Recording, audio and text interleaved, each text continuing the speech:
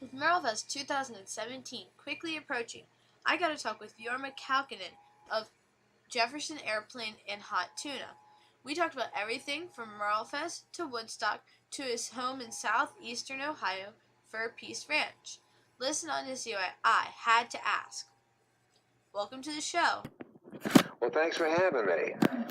So I know you found your musical partner, Jack Cassidy, as a kid, and you've played with him for over 50 years. What are some of the best memories you have made together? Wow. Well, honestly, I think my best memory right now is the show we played together last week. Jack and I have played together since 1958. We went to the same junior high school together and all that kind of stuff. And there's a lot of great things that have happened over the years, but I guess the good news is it's still, for some strange reason, it's still really exciting for us. And we just did a show here at the Fur Peace Ranch last weekend, and we had a great time. That's great. So I know you helped found Jefferson Airplane, a band that was able to play Monterey, Woodstock, and Altamont, 3 events that I was born after. What were playing them like? I'm sorry, go ahead. What's the question? What was playing them like?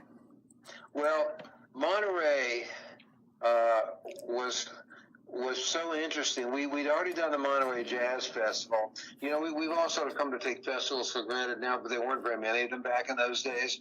And when they did a pop festival that was geared towards giving respect to rock and roll and pop music, that was a big deal back then. I mean, it's not a big deal anymore because we do these festivals all the time. So Monterey was an exciting festival, and of course, the lineup of acts they had there, from Janis to Otis Redding to Ravi Shankar. Just all sorts of folks, and so that was a really exciting thing. Woodstock, of course, has become an iconic festival, but we had no idea that it was going to be like that. A day or so before, we had just played the Atlantic City Pop Festival, which was a big festival, but of course nothing like Woodstock. And so we drove in the night before the Woodstock thing, and then as things began to evolve, we realized that something was happening on a level that had never happened before. And of course, we were there and we did our show 18 hours late. We went on in the morning instead of the evening. And then we had to drive to New York to do the Dick Cavett show, so we didn't get to see any of the other acts. But to see that many people, to play for a crowd like that, it certainly has never happened before for me, and I doubt that will ever happen again. Altamont, on the other hand, hopefully will never happen again. If you've ever been in the Altamont Pass, it's sort of in the East Bay of the San Francisco area. Today, it's nothing but wind generators. It's utterly inhospitable for anything. And so just it's sort of a confluence of negative events. It's sort of a perfect storm of things going bad, made for, just perhaps one of the worst festivals of all time. Now, I've heard some people in interviews talk about if that Altamont was sort of the end of an era. And I'm not so sure that I'd weight it that way, but it certainly was a wake-up call that everything wasn't, that everybody wasn't a flower child. No, that's definitely true, especially today in this society. Yeah. So, am I correct that you helped found Altamont? No, I don't know where that came from. I saw that somewhere, and one of our press folks had done that, and I went, absolutely not. So I don't even know what to say about that because it's not true. I've never founded anything except bands. Okay. Thank you for that clarification. Sure, absolutely. So in Hot Tuna, you brought together different musical styles of the different members of your band without straying far from your musical roots. How did you pull this off? Well, I think it was easy to do. In a way, the Airplane was more complex for me because it thrust me outside my creative comfort zone, which is good. I owe all my pals from the years of the Jefferson Airplane a huge debt of gratitude because it's made me interesting in other ways. That said, where I was coming from was a more folky, bluesy, traditional. Now we call it Americana, but you know what I'm talking about. And that was sort of my zone. And so I've never tried to inflict what I perceive as tradition on people that I play with. When I play with other guys, I pick them because I want to see what they can do. So I never tell, because Jack and I, we've had all kinds of different people that have played with Hot Tuna over the years. My thing with them is, here's what we're doing, see how you fit in. That makes a lot of sense. I know you produced an album with Levon Helm. What was working with him like? Well, Lee played on the record. Lee was may he rest in peace, was such an interesting guy because he is certainly one of the most seminal bands of my time. The band was so unbelievable in the directions they were going. And when I worked with, I've heard stories about that Lee was hard to work with, but that wasn't the case with me.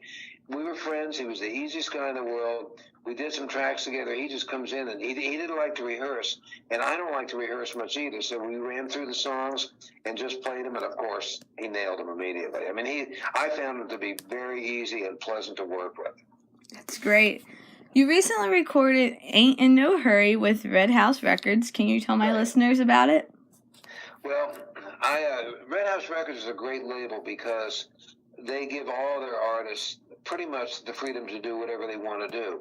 Now, I realize that at this point in my career, we're not hit-making machines. Back in the day with the Jefferson Airplane and the early Hot Tuna stuff, RCA would have liked to have had 2 projects a year, and that's what they wanted.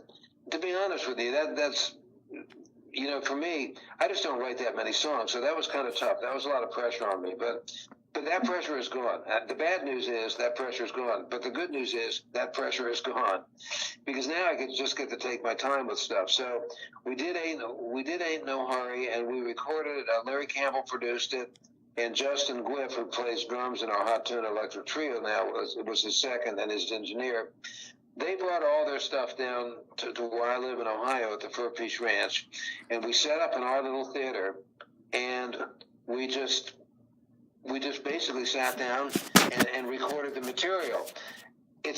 For me, it was one of the least self-conscious recording projects that I've ever done, in that I just felt so comfortable with not only where I was physically, but where I was spiritually and creatively. I mean, everything just flowed very easily.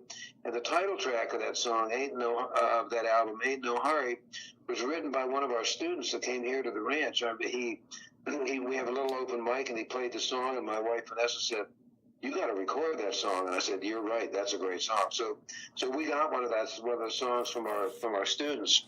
So all things considered, it was an organic process, and we did it in about 10 days, and it was just a great experience.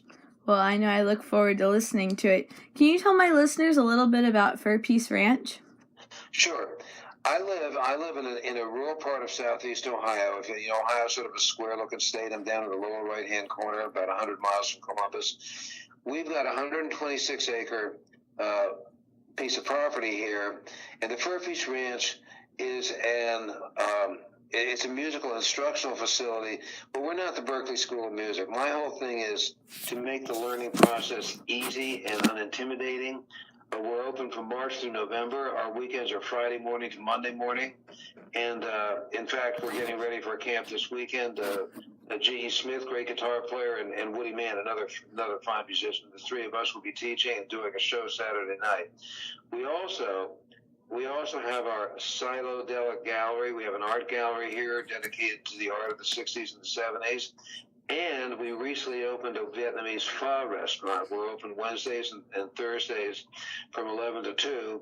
And whenever I'm here, I play for the guests that are eating. So I'll be playing for the lunch crowd after we finish talking. That's so cool. I hope to come visit one day. Anytime. I'll buy you a bowl of pho. So in every picture I see of you, you are always smiling. Are you really that happy? And what's your secret? Honestly, to be honest with you, I haven't always been that happy, but these days, yes, I really am that happy. I'm so blessed on so many levels. If we had an hour, we could go through it all, but I mean, life has treated me better than I deserve. I've got 2 great kids. I'm still able to do what I love to do. My life is good. That's great. In your songwriting, there seems to be a spiritual element. Is this intentional, or does this happen naturally? I think it just happens naturally.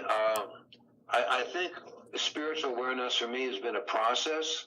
I think it's always sort of been lurking there, but and I don't seek it out. I don't seek out to grasp those things because they just seem, when they're there, they seem to come naturally. That's cool. So, what are you most I know you're performing MerleFest. What are you most excited about when you perform there? MerleFest, it's, once again, now we're talking about an iconic festival.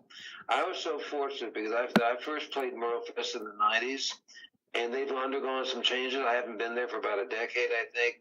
It's just one of those things that, for one thing, it's such a casual festival where you can walk around in the crowd. Everybody there is a like-minded spirit because it's in North Carolina.